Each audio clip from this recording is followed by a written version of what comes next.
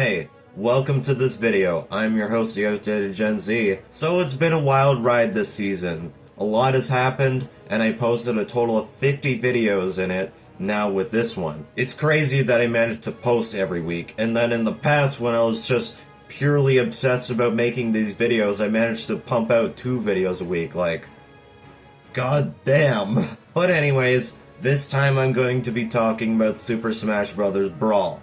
The one that everyone hates, at least from what I can tell on the internet. But if you happen to be a Brawl fan, show yourself right here, because I happen to be a Brawl fan too. Super Smash Bros. Brawl is the biggest hear me out game I have in my collection at the moment.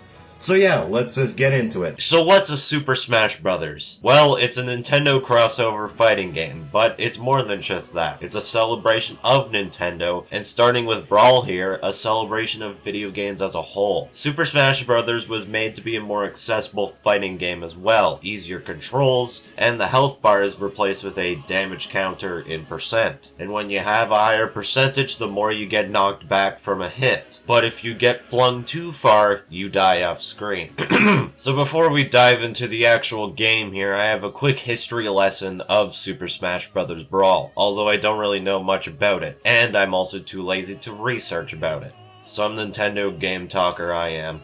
So all I know here is this trailer dropped in E3 2006, and it had this cool opening with the Melee fighter models transforming into the Brawl ones. And there was this website called Smash Dojo that updated with new news, I think, every day until launch. Alright.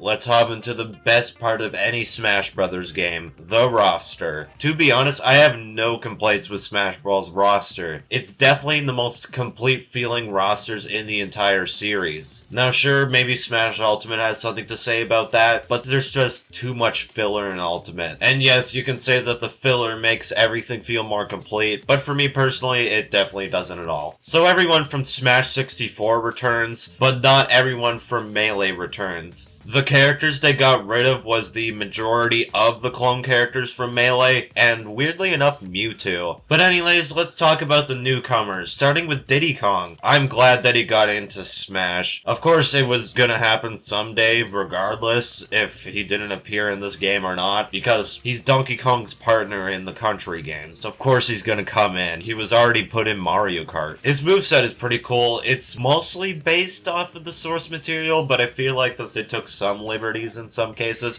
Maybe I'm just mistaken, but whatever. Next we got Wario. At one point, apparently he was considered for Melee, but honestly, I think it was definitely for the better for them to wait until Brawl to put Wario in, because before and during Melee, Wario was still that rival of Mario, and that's it. Just a evil clone of Mario. Nothing really special about him. But after Melee, when he got his new game series, WarioWare, it definitely amplified his character a little bit more, and as well introduced some new stuff to mess around in the movesets for Brawl. Next we got Toon Link. Yes, this is technically a clone character of Link, but honestly I think this is excusable because this is the replacement for Young Link for Melee. And let's be honest here, Toon Link is the better choice. Next we got Zero Suit Samus. Weirdly, this character is only exclusive to Samus's Final Smash after when you use it. I don't know if there's any alternative way to play as her, if there's some sort of button input I need to do on the character select screen. Next we got Pit. Kind of an odd inclusion because Kid Icarus never got a new entry since the Game Boy, and his moveset just felt like if his games kept on going, but they never kept on going at all. So they definitely took some creative liberties here trying to figure out on what Pit would do.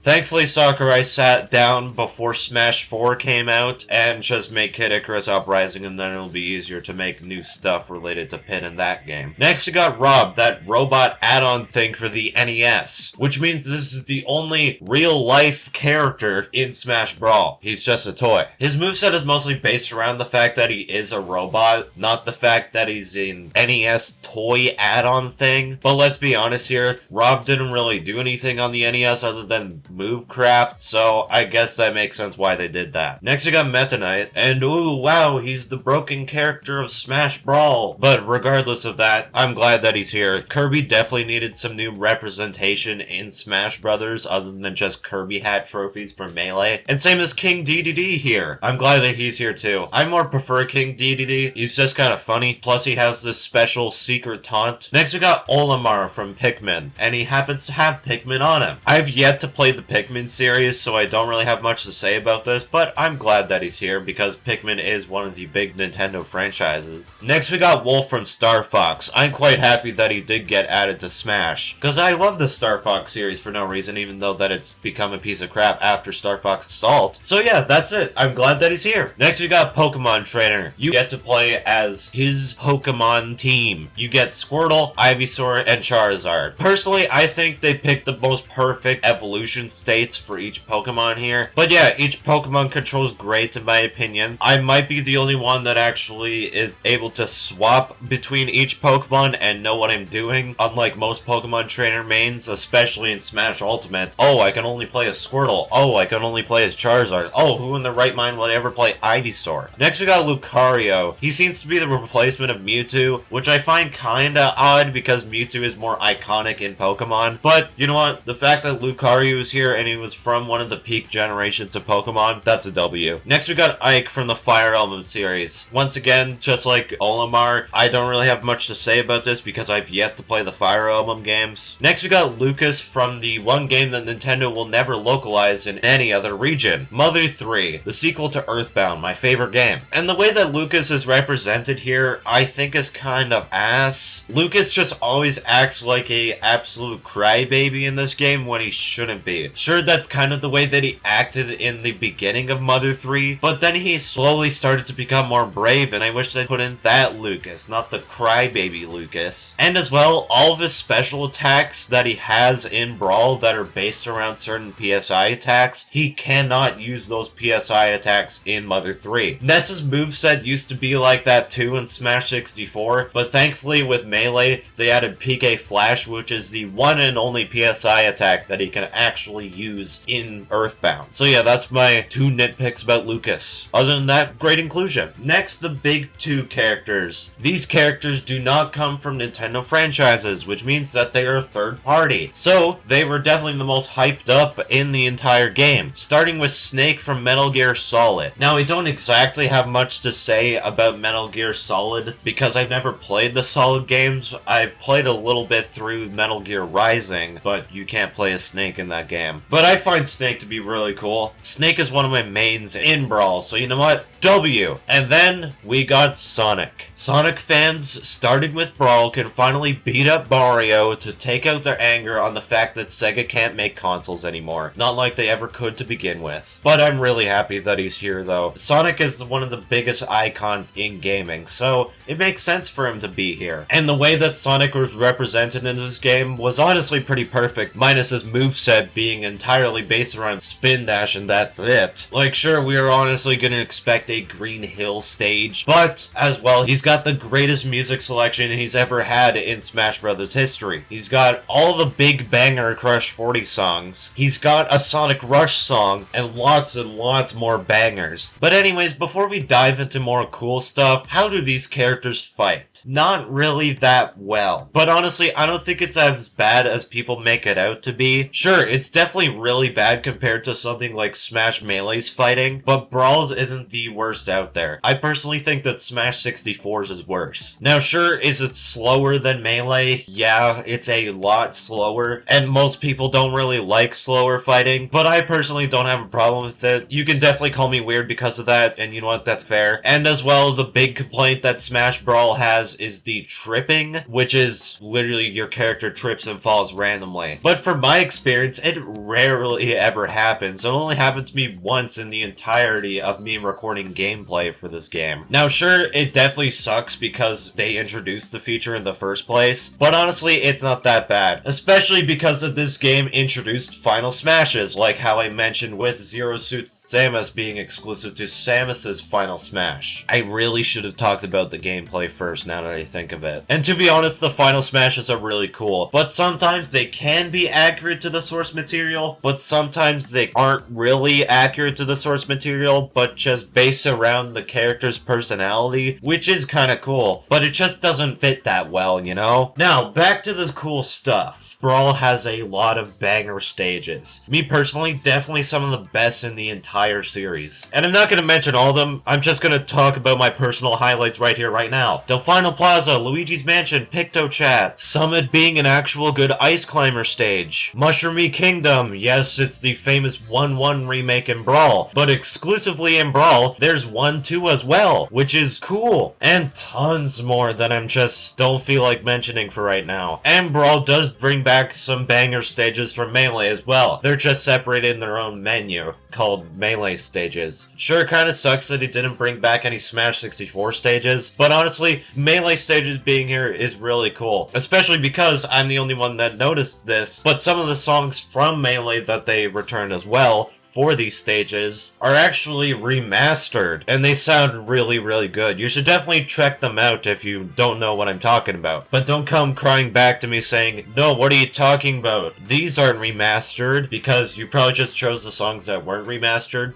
Yeah, okay, so maybe the Melee songs were a little bit inconsistent. Now on to the single-player content. The majority of this stuff comes from Smash Melee already, being the Classic mode, the All-Star mode, and all the Stadium modes. And I'm glad that they're all here. They're always fun to mess around with. Only thing that kind of sucks about them, though, is the fact that Classic mode no longer has a target stage for each fighter, but is now separated by difficulty levels, depending on which difficulty you chose in Classic mode and how far you go into Classic mode, because there's no other bonus stages other than Target Smash now. But other than that, I'm glad that it's still randomized. That's good, that's good. But the big thing in Smash Brawl is the Subspace Emissary, this game's story mode. Melee technically had its own story mode called Adventure Mode, where you go across different Nintendo-themed places, but it was mostly just filled with a bunch of fights near the end of it, so it was good, but it could have been better. The Subspace Emissary, on the other hand, is filled with a bunch of cutscenes with all the different fighters interacting with each other, and there are still lots of fights because it is Smash Brothers, but these ones you can either just run away or they're actual cool boss fights. Now, my only complaint with the Subspace Emissary, though, is that the areas that take place in the Subspace Emissary isn't really based off of anything from any Nintendo franchise. It's just basic, ooh, look, Sky World. But I guess it's technically supposed to be based off of Kid Icarus, maybe? But I don't even know, it just seems like a Sky World. But other than that, the Subspace Emissary is actually really fun. It can get a little bit long sometimes, especially in later levels, but I won't spoil it too much. You should definitely try this out if you ever play Brawl. Now, random unnatural transition again. It's time to talk about my favorite part about every Smash Brothers game, the bonus features, which is called the Vault in this game, and I think in every Smash game too. The trophies come back from Melee and are always a joy to look through, but as well, I won't spoil it, but there's a fun, amazing way to unlock these trophies pretty fast that happens to be in the Vault. I'm not spoiling it because I sort of forgot to record gameplay of that minigame that lets you unlock trophies, so yeah, go find out about it yourself. We got a new collectible as well, being stickers. These are just little pieces of artwork that are taken from other games, but these were honestly pretty fun to collect all around. You mostly just find them lying around stages and Subspace Emissary, or just during regular fights if you have items on. There's also a stage builder in the Vault, and honestly, it's kinda lame. It does its job, but it's very, very limiting. But I'm glad that it's here. There's challenges too that lets you unlock new stages, trophies, stickers, new music tracks. It's all really cool. But one of the coolest parts about the Vault here is the masterpieces. These are selected titles from Nintendo's previous consoles that are put under a time limit, so then, you know, it gives you a reason to buy these on the Wii's Virtual Console that was out at the time. And honestly, I was very impressed with the selection. It's actually not too bad. Sure, there's a couple stinkers like Ice Climber, but you get some Nintendo 64 games in there. And then finally from the Vault, we got the Chronicle. This is a big list of every Nintendo published title across every console console that they had at the time up to the release of Smash Brawl's release. And this is honestly really cool. I like crap like this. Now, for most people, it's definitely really boring, and I completely understand why. It's literally just proof that Nintendo did publish Legend of Zelda Collector's Edition. So, that's all that I have to say about Super Smash Bros. Brawl, but what is my overall opinion on this game? Compared to the other titles gameplay-wise, I understand that most people wanted it to be absolutely incredible because this was the one Smash Bros. Game that took the longest out of them all. And because Melee was such a huge jump from 64 after it only taking 2 years to be released, yeah, I see why people were definitely expecting a lot more. But I feel like in this game, we did get that more that everyone wanted. It's just not really in the gameplay wise, it's in the everything else wise. The roster, the stages, the subspace emissary, all the extra bonus features, in my personal opinion, the greatest soundtrack in Smash Bros. History. Personally, I find that to be an absolute W.